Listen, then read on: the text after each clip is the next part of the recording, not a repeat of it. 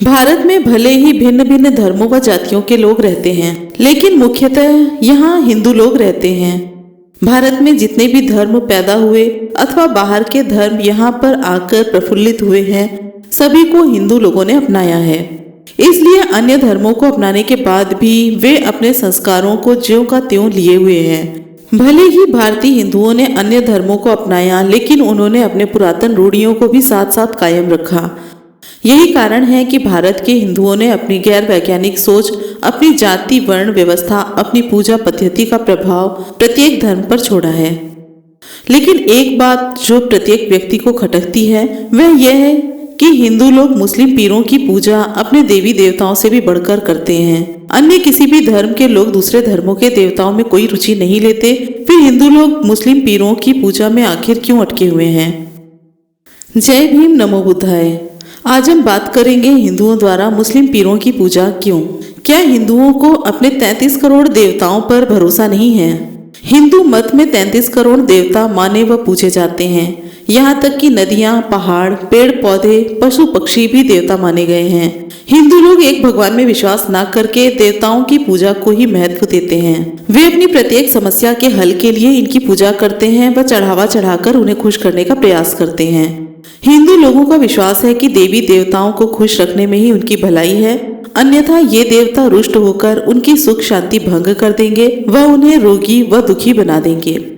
इसीलिए प्रत्येक हिंदू इन देवी देवताओं को खुश करने के लिए प्रतिदिन पूजा पाठ करता है, प्रसाद चढ़ाता है व समय समय पर दान पुण्य भी करता है।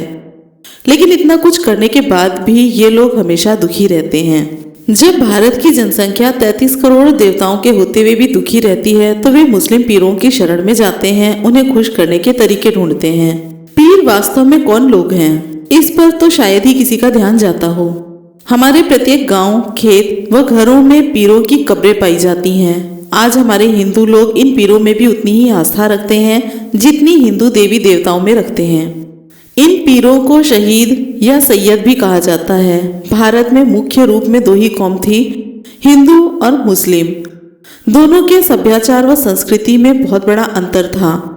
हिंदू अपने मुर्दों को जलाते थे, लेकिन मुस्लिम लोग उन्हें दफना देते थे। आज भारत में जितने भी पीरों की पूजा की जाती है, वास्तव में ये मुस्लिमों के प्रतिष्ठित व्यक्ति थे जिन्होंने समाज, देश व कौम के लिए कुर्बानी दी थी।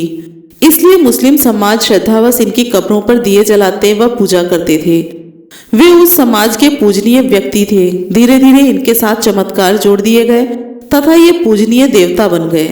फिर अन्य देवी देवताओं की भांति इनसे भी सुख और शांति की मांग की जाने लगी तथा ये भी मनुष्यों के कष्ट हरता माने जाने लगे।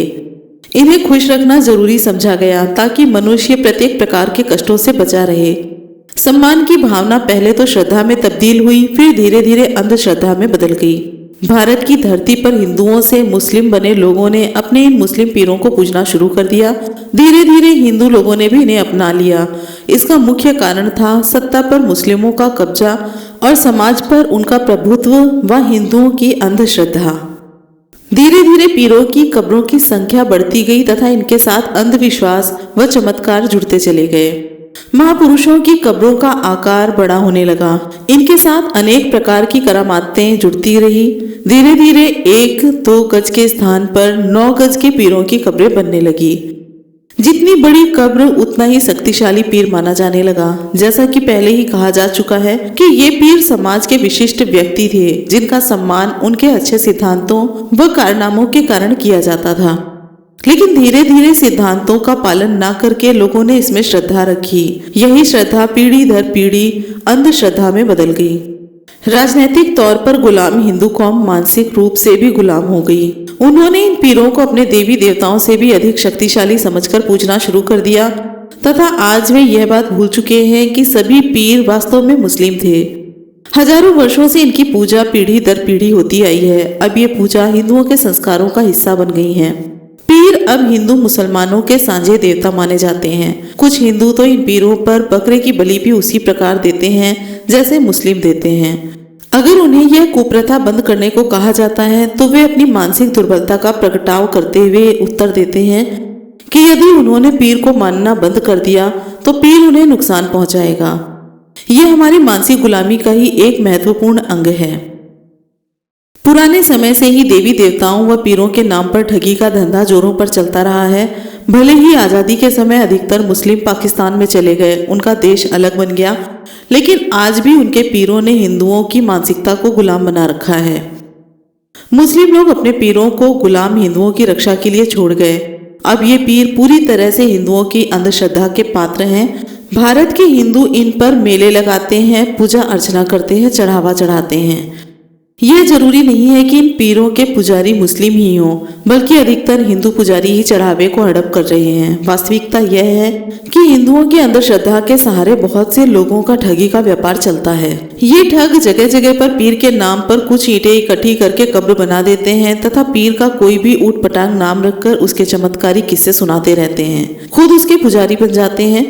बुद्ध पूजक हिंदू कुछ दिनों में यहाँ पीर का पक्का स्थान बनवा देते हैं तथा वीरवार के दिन यहाँ मेला लगने लगता है। पूंजीवादी व्यवस्था के कारण भारत के 80% लोग अपनी सामाजिक, आर्थिक व मानसिक समस्याओं से ग्रस्त हैं। वे अज्ञानी हैं, अनपढ़ हैं, इसलिए हमेशा किसी दिव्य शक्ति का सहारा ढूंढते रहते हैं। इन्हीं लोगों में से ज्यादातर लोग पीरों पर अपनी मन्नत मांगने जाते हैं। परिश्रम के बल पर जब इनकी कोई मांग पूरी होती है तो वे इसे पीर की करामात ही समझते हैं तथा और अधिक विश्वास से पूजा करते हैं। इसी से ठगों का मनोबल और बढ़ जाता है। इन ठगों ने अपने पीरों की भी अलग अलग किस्में बना रखी हैं। जैसे सभी प्रकार की सुविधाएं देने वाला पीर सर्वर लखदाता पीर कहलाता है। संतान प्राप्ति, विशेष तौर पर पुत्र की बख्शीश देने वाला पीर लाना वाला पीर कहलाता है। इसके अलावा अनेक नामों वाले पीर पैदा कर लिए गए हैं जो लोगों की मानसिक गुलामी को पक्का कर रहे हैं। इन ठगों ने पीर की आत्मा को अपने भीतर बुलाना भी शुरू कर दिया है, जिसके बलबूते इन्होंने पुच्छा देने का ढोंग भी रचा लिया। प्रत्येक पीर का पुजारी यह दावा करता है कि पीर की आत्मा उसमें जब भी प्रवेश करती है तो वह भूत, वर्तमान और भविष्य की सच्ची बातें बता सकता है। यह कुप्रचार उसके लिए मुनाफे का व्यापार बन जाता है। दुखी लोग अपने कष्टों के निवारण हेतु ऐसे ढोंगियों के पास जाते हैं। ये धूर्त कई प्रकार के नशों में धुत होकर सिर घुमाने व पीर के आने का ढोंग रचते हैं, फिर कष्टों के उपाय करने का प्रलोभन देकर बहुत सा चढ़ावा व नगद पैसे लूटते हैं। ये पीर की शक्ति का ढिंढोरा पीटकर भोले भाले मासूम लोगों को मानसिक रोगी बना देते हैं तथा उनके इलाज के बहाने लाखों रुपए लूट लेते हैं। कुछ ही वर्षों में ये धूर्त करोड़पति बन जाते हैं। ये लोग पीर के नाम पर शराब की बोतलें, मुर्गे और अन्य खान पान की वस्तुएं मंगवा लेते हैं तथा सुरा सुंदरी का पूर्ण आनंद लेते हैं। मर्द प्रधान समाज में दुखी औरतें ही इनके जाल में अधिक फंसती हैं। वास्तव में ये समाज के पथभ्रष्ट व दुराचारी व्यक्ति होते हैं जो लोगों को गुमराह करके लूटते हैं। किसी की भैंस दूध ना दे, कोई बीमार पड़ जाए, घर में कोई झगड़ा हो जाए, सभी का ही एक उपाय बताते हैं तथा पीर का प्रकोप बताते हैं। मानसिक रोगों से पीड़ित रोगियों को भी पीर की कसर बताते हैं। भले ही किसी की टांग में दर्द हो, उसे भी यही कहते हैं कि सैयद अथवा पीर की चपेट में आ गया है, इसलिए पीर को खुश करने के लिए शराब की बोतल, एक मुर्गा और अन्य बहुत सी सामग्री देनी होगी। देसी घी व नगद राशि भी बटोर लेते हैं। इस प्रकार ये लोग उन पीर फकीरों को भी बदनाम करते हैं जो वास्तव में आदर्श पुरुष थे।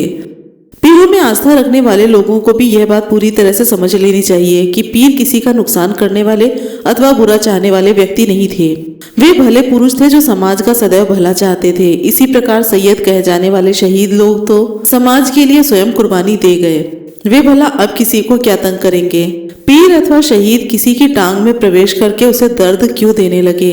यह सब इन धूर्त लोगों का गुमराह करने वाला प्रचार होता है। समाज में पीरों की चमत्कारी शक्तियों का बहुत ढिंढोरा पीटा जाता है, जबकि यह बात आज के वैज्ञानिक युग में पूर्णतः स्पष्ट हो चुकी है कि आज तक ना तो किसी व्यक्ति में चमत्कारी शक्ति हुई है, न कभी होगी।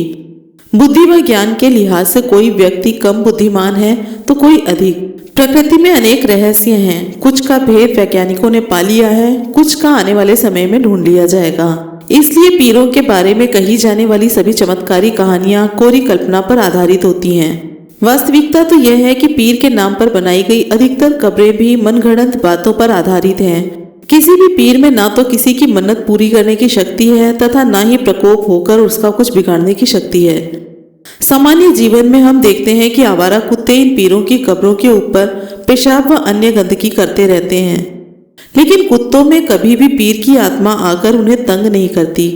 लेकिन अंधविश्वासी लोग अगर भूल से भी उधर मुंह करके पेशाब कर दे जिधर पीर की कब्र हो तो उसी समय उन्हें पीर दबोच लेता है। वास्तव में यह उनकी डरी हुई मानसिकता के कारण होता है। जहाँ तक 9 गजे पीर की कब्रों का सवाल है तो इतिहास गवाह है कि आज तक 9 गज का तो दूर की बात है, 9 फीट का व्यक्ति भी नहीं हुआ है। फिर ये कब्रें किस सच्चाई पर आधारित होंगी, लोग खुद अंदाजा लगा सकते हैं। पीरों के बारे में फैलाए जाने वाले अंधविश्वासों में केवल साधारण बुद्धि के लोग ही विश्वास कर सकते हैं। भारतीय रूढ़िवादी समाज में उन व्यक्तियों को सम्मान का दर्जा दिया जाता है जिनमें किसी न किसी पीर का असर आता हो। इसलिए फीकी शोहरत के भूखे कुछ लोग किसी न किसी पीर के पुजारी बन जाते हैं। धीरे धीरे ये लोग पीर की चौकी लगाने के बहाने सिर घुमाने का अभ्यास कर लेते हैं, फिर ऊटपटांग बातें कहकर साधारण लोगों का विश्वास जीत लेते हैं तथा पूजनीय व्यक्ति बन जाते हैं। इस प्रकार यह अपना लूट का केंद्र चलाने लगते हैं तथा लोगों की सभी समस्याओं के गैर वैज्ञानिक हल बताने में माहिर हो जाते हैं। लूट का यह धंधा बिना किसी रुकावट के चलता रहता है क्योंकि इस पर धर्म की मोहर लगी होती है। यह बात बिल्कुल निराधार है कि जीवों में कोई आत्मा होती है जो मृत होने के बाद भी मनुष्यों पर अपना प्रभाव डालती है। वास्तव में यह सभी धर्मों में सबसे बड़ा झूठ है। भूत प्रेत, आत्मा, परमात्मा, पीरों, फकीरों, साधु संतों की करामाती कहानियां कोरी कल्पना के अलावा कुछ भी अर्थ नहीं रखती। यही वजह है कि इन अंध धारणाओं का शिकार भी वही व्यक्ति होते हैं जो इनमें अंधा विश्वास रखते हैं। भूत प्रेत बाधा केवल उन्हीं व्यक्तियों को सताती है जो इनमें विश्वास रखते हैं। इसी प्रकार पीरों का अच्छा या बुरा असर केवल वही व्यक्ति महसूस कर सकता है जिनकी इनमें आस्था होती है। ये पीर ना तो किसी का कुछ संवार सकते हैं तथा ना ही कुछ बिगाड़ सकते हैं। इनके चमत्कारी शक्तियों में विश्वास करना मूर्खता है। हाँ, इन पीरों के अच्छे सिद्धांतों का पालन करना कोई बुरा नहीं है, लेकिन अपनी बुद्धि को इनके पास गिरवी नहीं रखना चाहिए। किसी का सम्मान करना बुरी बात नहीं है, लेकिन यह सम्मान श्रद्धा में तब्दील होकर अंधश्रद्धा तक नहीं पहुंचना चाहिए। इसलिए इस बात पर भी कभी भी विश्वास नहीं करना चाहिए कि किसी विशेष व्यक्ति में वास्तव में पीर आता है। वह शराब, मीट इत्यादि मंगवाता है, बलि मांगता है अथवा हमारी मन्नतें पूरी करता है। पूजा न करने से वह नाराज हो जाता है। यह सब बातें पाखंडियों द्वारा अपने स्वार्थ पूरे करने के लिए फैलाई गई हैं। केवल मानसिक गुलामी के कारण ही मानवीय मन इनके चक्र से मुक्त नहीं हो पाता। इससे पीढ़ी दर पीढ़ी अंधविश्वास फैलता रहता है। सभी पीर मुस्लिम संस्कृति की देन हैं। हजारों वर्षों तक मुसलमानों के गुलाम रहकर भारतीय हिंदुओं ने मुस्लिम संस्कृति के प्रभाव को अपना लिया है। अब हिंदुओं का मुस्लिम पीरों की शक्तियों में अटूट विश्वास है। इस विश्वास को तोड़ने के लिए एकाध प्रयास ही काफी नहीं है। हिंदू धर्म का इतिहास देवी देवताओं, ऋषि मुनियों, योगियों की दैवीय शक्तियों में भरा पड़ा है। फिर भला पीरों की चमत्कारी शक्तियों में विश्वास न करने का उनके पास क्या तर्क है। इसलिए हिंदुओं का मुस्लिम पीरों के चक्र से मुक्त करवाना कोई आसान बात नहीं है। शायद ये हिंदू कौम की नपुंसकता का एक प्रमाण है। अनेक अन्य संस्थाएं भी हिंदुओं की इस गुलाम मानसिकता का कोई हल नहीं ढूंढ पाई हैं, बल्कि हिंदू धर्म के ही अनेक साधु संत मुस्लिम पीरों की कब्रों की पूजा करवाने में लगे हैं। भारत के अंदर प्रत्येक मुख्य मार्ग पर बनाई जा रही हैं ये पीरों की कब्रें। जहां अंधविश्वास को बढ़ावा देने में कामयाब हो रही है, वहीं पर हिंदू धर्म का ठेका उठा रही उन कट्टर हिंदूवादी संस्थाओं का भी मुंह चिढ़ा रही हैं, जो हिंदुओं को राम और रोटी देने का वादा करती हैं। ये संस्थाएं बाबरी मस्जिद को ढहाकर राम मंदिर बनवाने में तो कामयाब हो सकती हैं, लेकिन हिंदुओं पर बनी हजारों वर्षों की मानसिक गुलामी को खत्म नहीं कर सकती।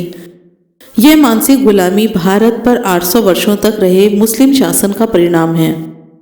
किसी साहित्यकार ने सच ही कहा है कि जिस कौम को बर्बाद करना हो उसका साहित्य और लिपि को लूट लो, लेकिन जिस कौम का पूरा साहित्य ही पूर्ण असत्य और काल्पनिक हो तथा यह साहित्य भी केवल एक वर्ग की बांझ भाषा में कैद हो, उस कौम की मानसिक दुर्बलता का अंदाजा सहज ही लगाया जा सकता है। यही कारण है कि कल्पित साहित्य को श्रेष्ठ मानने वाली हिंदू कौम भाग्यवादी, प्रगतिहीन, रूढ़िवादी व गैर वैज्ञानिक सोच वाली बनी रही है और आज भी तर्क से कोसों दूर रहकर पराभौतिक शक्तियों में विश्वास करती है। केवल तर्क व विवेक से ही किसी कौम अथवा देश को प्रगति पथ पर ला सकते हैं। भारतीय हिंदुओं की पीरों में उलझी मानसिकता उनके इन सिद्धांतों का परिणाम है, जिनके तहत वे यह मानते हैं कि अच्छी, बुरी व श्रेष्ठ आत्माएं होती हैं, जो मनुष्यों के पूर्ण जीवन पर अपना प्रभाव डालती हैं। मनुष्य के इस जीवन के सुख दुख उसके पिछले जन्म में किए गए कर्मों का परिणाम है। मनुष्य देवी देवता पीर फकीर व परमात्मा के आगे कठपुतली के समान है। वह कुछ भी नहीं कर सकता। सब कुछ पूर्व निर्धारित है। इसलिए मनुष्य को इनकी पूजा प्रार्थना करनी चाहिए तथा इन्हें सदैव खुश रखना चाहिए। इसी में सबकी भलाई है। ऐसी गैर वैज्ञानिक शिक्षा के प्रभाव में भला कोई व्यक्ति अथवा कौम आत्मविश्वासी, दृढ़ निश्चय वाली व परिश्रमी कैसे बन सकती है? ऐसी कौम किसी भी दूसरी कौम के चमत्कारी पुरुषों व पीरों को सहज ही अपना लेती है। बात केवल मुस्लिम पीरों की मान्यता तक ही सीमित नहीं है, बल्कि इस कड़ी में ईसाइयों के इस दुष्प्रचार का प्रभाव भारत के हिंदुओं पर भी काफी दिख रहा है, जिसके तहत ईसाई यह प्रचार करते हैं कि प्रभु यीशु की कृपा से अंधे देखने लगते हैं, लंगड़े चलने लगते हैं, बहरे सुनने लगते हैं। अंत में कहा जा सकता है कि तार्किक व वैज्ञानिक सोच को प्रफुल्लित करना ही इन समस्याओं का एकमात्र हल है। तार्किक व वैज्ञानिक विचारधारा ही हमें प्रत्येक समस्या के कारण व निवारण का ज्ञान दे सकती है। प्रगति पथ पर चलने का यही एकमात्र साधन है। तो आज हमने सुना मुस्लिम पीरों की पूजा क्यों करते हैं हम। वीडियो पसंद आई हो तो लाइक कमेंट शेयर जरूर करें, चैनल को सब्सक्राइब करें। फिर मिलेंगे अगले वीडियो में। जय भीम, नमो बुद्धाय, जय संविधान।